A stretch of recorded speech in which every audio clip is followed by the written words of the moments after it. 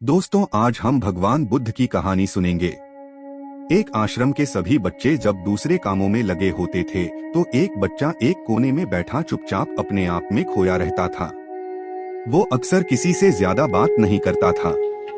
आश्रम की सभी जिम्मेदारियां पूरी करने के बाद जहां सभी बच्चे पूरे दिन की घटनाओं की चर्चा करने लगते हैं, वहीं पर वो रहने वाला बच्चा एक बरगद के पेड़ के नीचे बैठकर ध्यान करने लगता।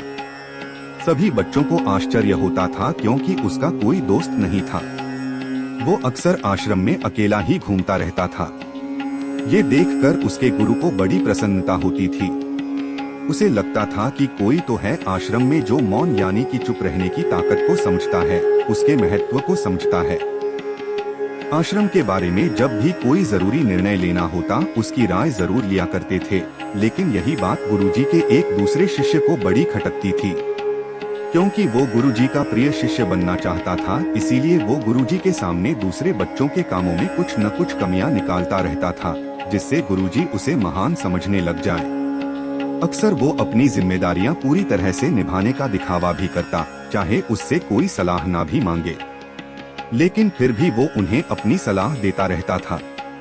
वो बहुत ही बातूनी शिष्य था और आश्रम के दूसरे सभी बच्चों में बहुत प्रसिद्ध भी था, क्योंकि वो सबसे हंसी मजाक करता रहता था, उनसे दिन भर बातें करता रहता था, इसीलिए उसकी सबसे दोस्ती हो गई थी।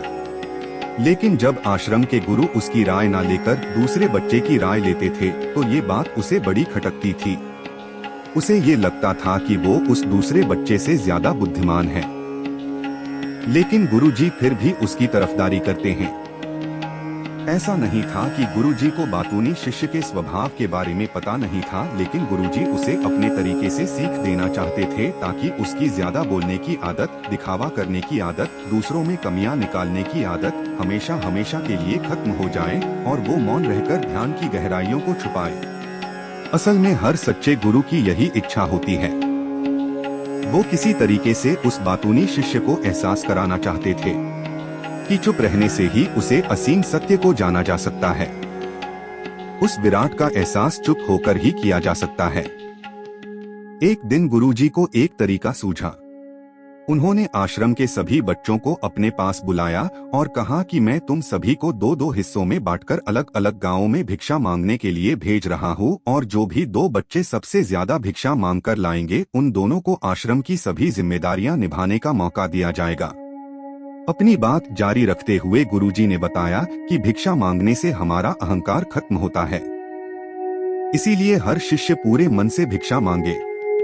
कोई भी इस काम को औपचारिकता में ना ले, वरना तो वो अपने जीवन का बहुत बड़ा ज्ञान खो देंगे। आश्रम के गुरुजी ने जानबूझकर बातूनी शिष्य और चुप रहने वाले शिष्य की जोड़ी बना दी। बातूनी शिष्य के मन में सिर्फ एक ही बात चल रही थी कि इस बार उसे मौका मिला है और इस बार वो गुरुजी को दिखा देगा कि वो चुप रहने वाले शिष्य से कितना ज्यादा प्रतिभावान है। दोनों शिष्यों ने आपस में अपनी सहमति से निर्णय लिया कि दोनों गांव के अलग अलग जगह से भिक्षा मांगना शुरू करेंगे, ताकि भिक्षा मांगने का काम जल्दी खत्म किया जा सके। चुप रहने वाला शिष्य हर द्वार पर जाकर अपने हाथ जोड़कर अपना भिक्षा का पात्र उनके सामने कर देता। उसके चेहरे पर एक सादगी और उसकी आंखों में एक एकांत होता था, जिससे भिक्षा देने वाले उसे भिक्षा देकर अपने आप को अनुग्रहित समझते थे। वहीं पर दूसरा बातूनी शिष्य हर द्वार पर जाकर उनको कुछ ना कुछ ज्ञान देने लगता था, जिससे ज्यादातर लोग उसे बिना भिक्षा दिए ही लौटा देते थे। पूरे गांव में भिक्षा मांगकर जब दोनों गांव के बीच में मिले तो बातूनी शिष्य ने देखा कि चुप रहने वाले शिष्य के पास उससे दुगुनी भिक्षा थी। ये देखकर उसे मन ही मन बहुत ठेस पहुंचा। लेकिन जब वो दोनों भिक्षा का सामान लेकर आश्रम की तरफ जा रहे थे तब बातूनी शिष्य को एक चालाकी सूझी। उसने चुप रहने वाले शिष्य से कहा कि हमें अपनी भिक्षा एक ही थैले में डाल लेनी चाहिए। गुरुजी ने हम दोनों को एक साथ भिक्षा लाने के लिए कहा था। चुप रहने वाले शिष्य ने बिना कुछ बोले अपनी सारी भिक्षा उसके थैले में डाल दी। बातूनी शिष्य मन ही मन बहुत खुश हो रहा था कि अब गुरुजी को ये पता नहीं चलेगा कि ज्यादा भिक्षा हम में से किसने मांगी। उसे लग रहा था कि गुरुजी मुझे इससे कम प्रतिभावान समझेंगे, इसीलिए उसने ये तरकीब लगाई। सभी शिष्यों के आने के बाद संध्या के समय जब सभी की भिक्षा तो ली गई तो इन दोनों शिष्यों की भिक्षा सबसे ज्यादा निकली। गुरुजी ने इन दोनों का अभिवादन करते हुए आश्रम के सभी बच्चों के सामने उनकी पीठ थपथपाते हुए उन्हें मुबारकबाद दी और कहा कि मैं आश्रम का कार्यभार तुम दोनों को नहीं सौंप सकता। इससे आपसी मतभेद होने का खतरा रहता है। इसीलिए तुम दोनों में से जो ज्यादा भिक्षा लेकर आया है, आश्रम की जिम्मेदारी उसे ही सौंपी जाएगी। जब उन्होंने उनसे पूछा कि तुम में से ज्यादा भिक्षा कौन मांगकर लाया था, तो बातूनी शिष्य ने कहा कि गुरुजी मैं इससे दुगनी भिक्षा मांगकर लाया था, लेकिन मुझसे गलती हो गई कि मैंने वो दोनों भिक्षा एक ही थैले में डाल ली। मुझे नहीं पता था कि आप ऐसा निर्णय लेने वाले हैं, वरना तो मैं अब शिक्षा का थैला अलग ही रखता। इस पर गुरुजी ने चुप रहने वाली शिष्य से पूछा कि क्या तुम इसके बाद से सहमत हो? क्या तुम इससे कम भिक्षा लेकर आए थे? ये सुनकर चुप रहने वाले शिष्य ने कहा कि गुरुजी मेरे पास ऐसा कोई साधन नहीं है जिससे मैं ये साबित कर पाऊं कि मैं इससे ज्यादा भिक्षा लेकर आया था। असल में ये उल्टा बोल रहा है, दुगनी भिक्षा मैं लेकर आया, ये मुझसे आधी भिक्षा लेकर आया था और इसी ने ही मुझसे भिक्षा एक थैले में डालने की बात कही थी। आश्रम से कुछ दूरी पर एक पहाड़ी थी जिसके पीछे सूरज अभी अभी संध्या के समय ढल रहा था। गुरुजी को तो पता था कि सच कौन बोल रहा है, लेकिन बाकी बच्चों के सामने सच साबित करने के लिए उन्होंने उन दोनों से एक सवाल पूछा कि पीछे पहाड़ी पर तुम्हें क्या दिखाई दे रहा है? यह सुनकर वाचाल शिष्य झट से बोल पड़ा कि गुरुजी पहाड़ी के पीछे सूरज अपना रंग बिखेर रहा है, आसमान में लालिमा छाई हुई है। ये बहुत ही सुंदर दृश्य है। वो तो और भी बहुत कुछ कहना चाहता था, लेकिन गुरुजी ने उसे चुप करते हुए दूसरे शिष्य से जवाब जानने के लिए जब उसकी तरफ देखा तो उसकी आंखों में आंसू भरे हुए थे। श्रद्धा, भक्ति और प्रेम से उसकी आंखें भर आई थी। गुरुजी को उससे पूछने की जरूरत ही नहीं पड़ी। गुरुजी ने सभी बच्चों को संबोधित करते हुए कहा कि मैंने सवाल किया था कि पहाड़ी के पीछे तुम्हें क्या दिखाई दे रहा है?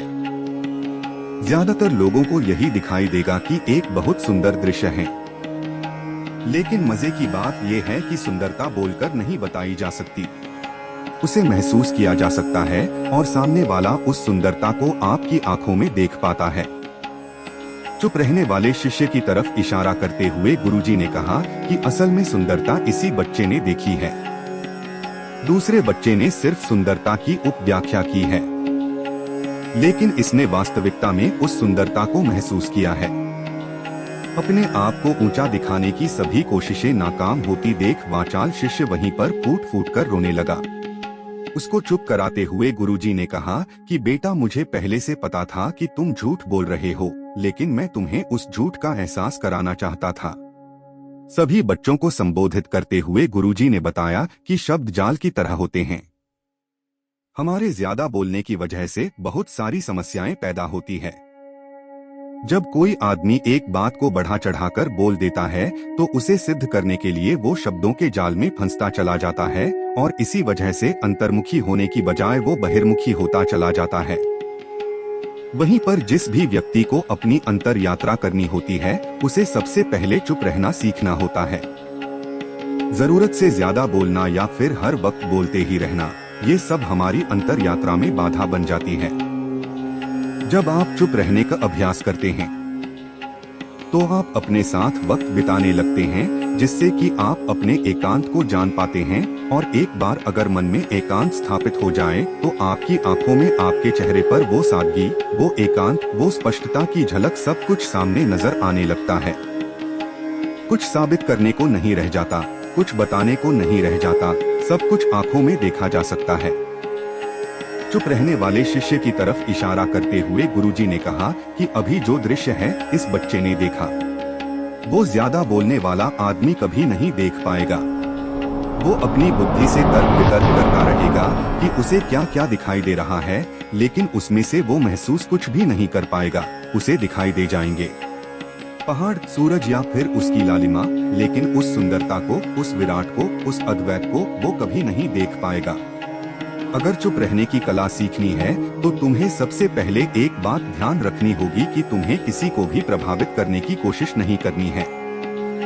ज्यादातर लोग इसी वजह से ज्यादा बोलते हैं क्योंकि वो दूसरों को प्रभावित करना चाहते हैं, अपने आप को साबित करना चाहते हैं और उस साबित करने के चक्कर में वो शब्दों के जाल में फंसते चले जाते हैं और धीरे धीरे वही उनकी आदत बन जाती है।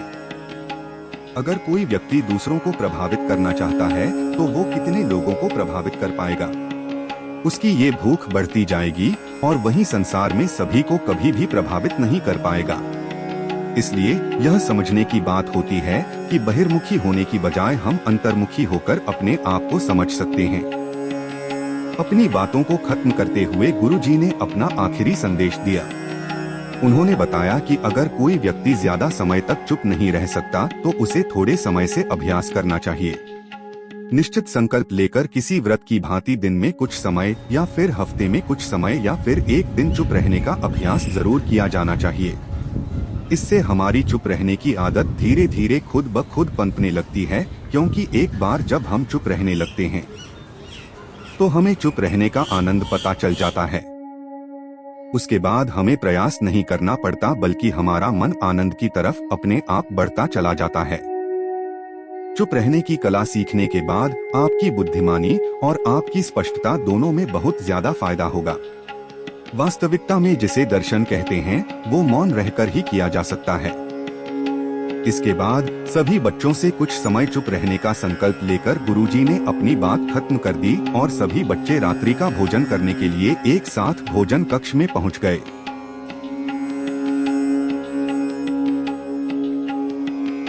वाणी या बोलना ही नहीं बल्कि मौन में भी शक्ति होती है। यही कारण है कि धर्मों में मौन को बहुत महत्व दिया गया है।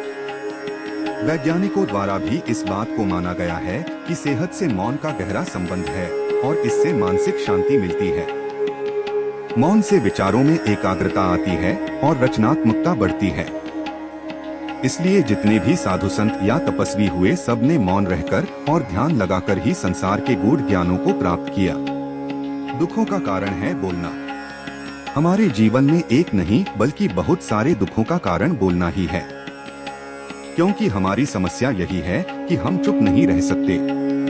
हमेशा कुछ न कुछ बोलते ही रहते हैं और आपके बोलने के कारण ही आधे से ज्यादा दुख निर्मित होते हैं। परिवार में कलह-क्लेश का कारण भी हमारा बोलना ही होता है। आप जितनी भूख उतना भोजन खाते हैं, जितनी जरूरत उतना कार्य करते हैं, लेकिन क्या आपने इस बारे में कभी सोचा है कि आप कितना बोलते हैं? क्या आप उतना ही बोलते हैं जितनी आवश्यकता है या अनावश्यक ही सारे दिन बोलते हैं? इस बारे में कभी अकेले बैठकर जरूर सोचिए कि आज आपने दिन भर में कितना बोला, क्या बोला और सबसे जरूर कि क्यों बोला। इनमें से कितनी बातें जरूरी थी और कितनी अनावश्यक। सुनने सुनाने के माहौल से निकले बाहर। मनुष्य की प्रवृत्ति ऐसी है कि वह अपने मन में चल रही बातों को दूसरों को सुनाना चाहता है और दूसरा भी आपके साथ ठीक वही काम करता है। ये बातें किसी अन्य या तीसरे व्यक्ति से संबंधित हो तो सुनने सुनाने का काम और भी दिलचस्पी से होता है। आप फिर जब कभी भी बैठते हैं तो इन्हीं बातों को फिर से दोहराया जाएगा और फिर से इन्हीं बातों पर विचार करेंगे। यह सुनने सुनाने का माहौल जीवन भर चलता रहता है और इस तरह से आप खो देते हैं अपना समय, अपना जीवन, अपनी सोच समझ और वो कीमती पल जिसमें जिया जा सकता है और जिसमें आनंद प्राप्त किया जा सकता है। इसलिए इस सुनने सुनाने के माहौल से बाहर निकलें। तो दोस्तों, कैसी लगी ये कहानी आपको कमेंट सेक्शन में जरूर बताना।